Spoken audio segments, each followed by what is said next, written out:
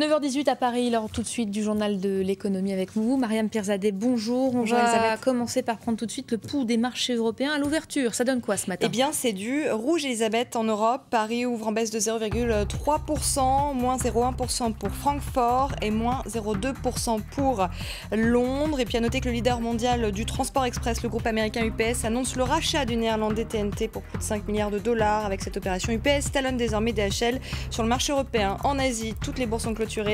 Plus 0,1 pour le Nikkei, le Hang Seng clôture en baisse de près d'1%, Shanghai plus 0,2 et le Kospi clôture lui en hausse de 0,6%. Et on revient maintenant sur la visite de Christine Lagarde à Pékin. Hier, l'occasion de faire un point sur la crise financière mondiale. La directrice générale du FMI l'a dit, l'économie mondiale se stabilise. Elle n'est plus au bord du précipice, selon ses mots. Mais des risques planent toujours. 3 risques majeurs qui concernent l'endettement des pays développés, la hausse du pétrole et un ralentissement à moyen terme des économies émergentes. Christine Lagarde qui s'est également adressée à son hôte, la Chine. On revient sur cette visite avec Julie Albé. Une visite en signe d'encouragement. La directrice du FMI a d'abord salué les avancées de l'économie mondiale, qui n'est plus au bord du précipice selon elle. Encourager aussi l'économie chinoise à faire les réformes nécessaires.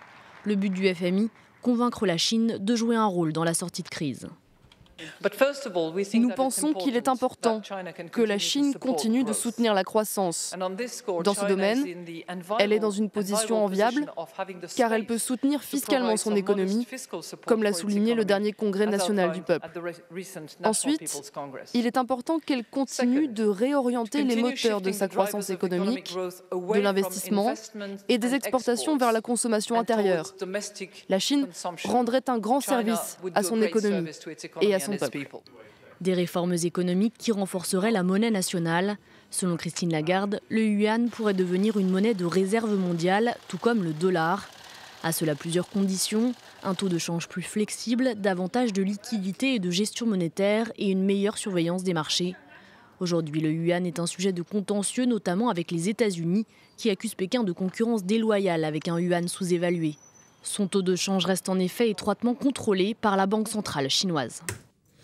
Et durant ce même sommet, Mariam, la Chine a déclaré vouloir réformer son économie. C'est une annonce du vice-premier ministre chinois. Li Keqiang annonce que Pékin va devoir s'atteler à de rudes réformes économiques en promettant notamment des politiques plus flexibles et davantage tournées vers la demande intérieure pour préserver sa croissance, cette très bonne croissance.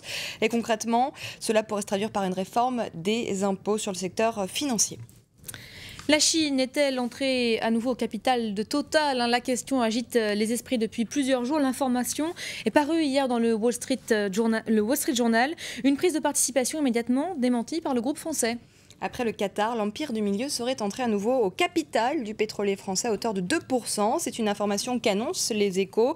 Il se base en fait sur le Wall Street Journal, vous le disiez, le quotidien qui a réalisé en fait une interview du PDG de Total, Christophe Demargerie, qui indiquait dans cette interview, je cite, que le fonds souverain chinois CIC, que ça ne lui poserait pas de problème que le fonds souverain CIC prenne une participation supplémentaire auprès de Total. Immédiatement dans un communiqué, eh bien, le groupe a démenti en stipulant que Pékin n'avait pas pris de nouvelles participations depuis avril 2008. Donc, on reste en attente.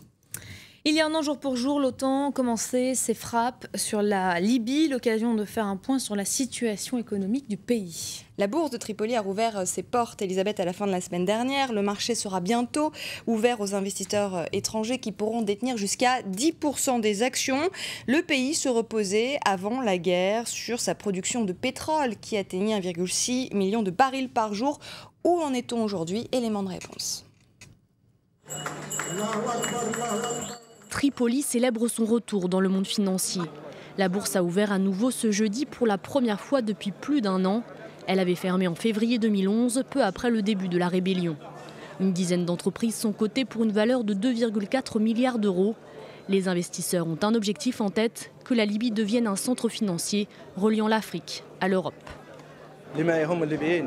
La vie reprend pour l'investissement et les échanges monétaires. La réouverture de la bourse est un bon signe, le signe que l'économie repart. Et si l'économie repart, c'est notamment grâce au pétrole. Les raffineries se sont remises en marche plus rapidement que prévu. Elles ont été épargnées par l'armée de Kadhafi, ayant trop besoin de cette manne financière. Avant la fronde anti-Kadhafi, la production pétrolière libyenne était de 1,6 million de barils par jour. Aujourd'hui, elle a atteint 1,3 million, soit 70% de son niveau d'avant-conflit. Tobrouk, à la frontière égyptienne, cette raffinerie a repris son activité en septembre, non sans quelques difficultés. Nous avons 2 tanks d'une capacité de 1 million de litres qui sont hors service. Nous devons les entretenir et les moderniser. C'est l'un des principaux problèmes aujourd'hui. Le matériel est vétuste, ce qui ralentit la production de la Libye, pourtant la plus grande réserve de pétrole en Afrique. Interdiction de sortie du territoire brésilien pour 17 salariés de Chevron, l'américain qui est poursuivi pour marée noire au Brésil. Un tribunal brésilien a imposé cette interdiction de sortie à 17 cadres des sociétés Chevron et Transocéan. En cause, une mini-marée noire sur un champ pétrolifère en novembre dernier, au large du Brésil. Le Brésil qui demande 11 milliards de dollars de réparation, ce qui en fait le plus gros procès pour atteinte à l'environnement de l'histoire du pays.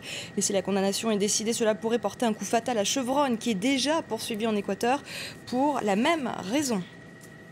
On reparle à présent des Airbus A380. L'apparition de fissures sur ces appareils pourrait coûter très cher à l'avionneur. Il faudra des années, Elisabeth, pour surmonter ces problèmes provoqués par l'apparition de fissures sur les ailes de son plus gros porteur. C'est ce qu'a déclaré un dirigeant au magazine allemand Der Spiegel. Les autorités européennes avaient ordonné il y a un mois des inspections sur l'ensemble de la flotte des A380.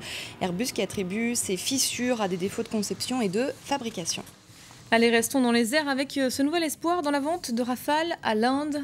Dassault estime que la vente de Rafale pourra se conclure d'ici 6 mois. C'est dans les Échos ce lundi matin également. L'Inde a choisi fin janvier d'entrer en négociation exclusive avec Dassault pour équiper son armée de 126 avions de chasse Rafale. Il s'agit donc de finaliser très vite les clauses techniques et industrielles.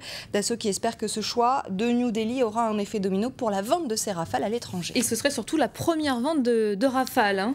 Il faut le souligner. Cette question à présent, que va faire Apple avec ces quelques 100 milliards de liquidités nettes? Cette question devrait être abordée dans une conférence de presse ce lundi. Depuis le début de l'année, la valeur a gagné 44% en bourse et l'engouement pour l'iPad notamment qui s'est vendu à plus d'1 million d'exemplaires juste pour la journée de vendredi dernier, eh bien, a fait d'Apple la société la plus chère au monde avec une capitalisation boursière de 546 milliards de dollars. Et bien résultat, la société a une grande quantité de liquidités et pourrait redistribuer cet argent à ses actionnaires sous forme de dividendes. Il faut investir dans Apple donc. Merci beaucoup Mariam, c'est la fin de ce journal de l'économie. Avant de refermer cette tranche, nous vous rappelons cette information dominante de la matinée. Une nouvelle fusillade a éclaté à Toulouse ce matin devant une école juive. La police fait état de plusieurs victimes, bilan qui évolue. Les policiers évoquent à présent au moins 3 morts dont 2 enfants. Le tireur aurait fui selon plusieurs témoins à scooter. La Ville Rose a décidément ensanglanté ces derniers jours puisque la semaine dernière, 3 militaires ont été abattus par un inconnu. Un 4e homme est toujours dans le coma. On ne sait pas évidemment pour le moment si ces 2 affaires ont ou non un lien. Claude Guéant est en tout cas attendu sur place en fin de matinée. Il se rend à Toulouse, le ministre de l'Intérieur qui a ordonné un renforcement de la surveillance des écoles juives. Nous revenons évidemment sur cette information principale de la matinée dans un instant avec Hélène Drouet. Hélène Drouet, à tout de suite.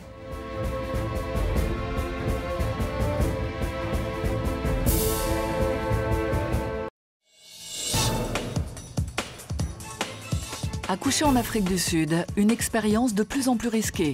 Patientes abandonnées en plein travail, urgences non traitées, appels au secours ignorés.